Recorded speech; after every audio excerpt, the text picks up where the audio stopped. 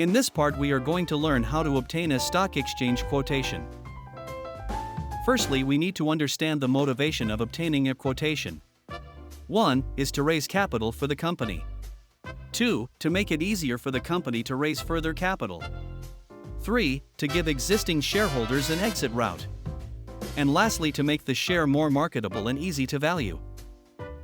Okay, next, there are 5 methods of obtaining quotation, namely: 1. Offer for sale at fixed price. 2. Offer for sale by tender. 3. Offer for sale by subscription. 4 and 5. Placing in introduction.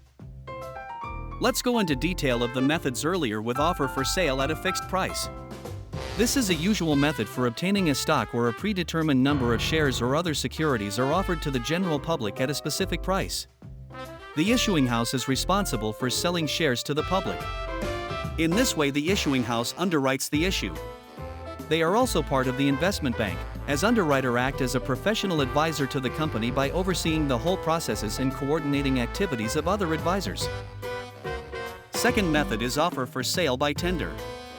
In here, the issuing house invites members of the public to submit a tender stating the number of shares which they are prepared to buy, and the price which they are prepared to pay.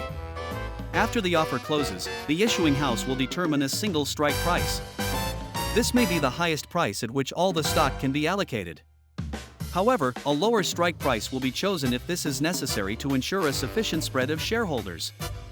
All applicants who bid at least as much as the strike price will have their applications accepted. All successful applicants will pay the strike price, regardless of how much more they had bid. Third is offer for sale by subscription. These are similar to offers for sale. They are normally at a fixed price, but can be by tender. However, the whole issue is not underwritten. The company sells shares directly to the public. The issuing company bears, at least part of, the risk of undersubscription. An issuing house will still be employed as an advisor to the issue. Fourth is placings. A simpler, cheaper method of making small issues where the issuing house first buys the securities from the company. It will then individually approach institutional investors such as pension funds and life offices directly. The institutions will be offered securities, but no public applications will be invited. Last method is introduction. Introductions do not involve the sale of any shares. They simply mean that the existing shares will in future be quoted on the London Stock Exchange. For a full listing, 25% of shares must be in public hands, that is, the free float of shares available for purchase excluding strategic holdings in subsidiaries or cross-holdings must be at least 25% of the issued shares. The stock exchange only allows introductions in cases where this requirement is already met. Next is understanding issues made by companies already quoted. The reasons are as follows: 1. To raise new ordinary share capital. 2. To increase the number of shares in issue, without raising new money. 3. To raise new loan or preference share capital. And 4. Existing shareholders wanting to sell a large block of shares. Issues made by companies already quoted, right issues.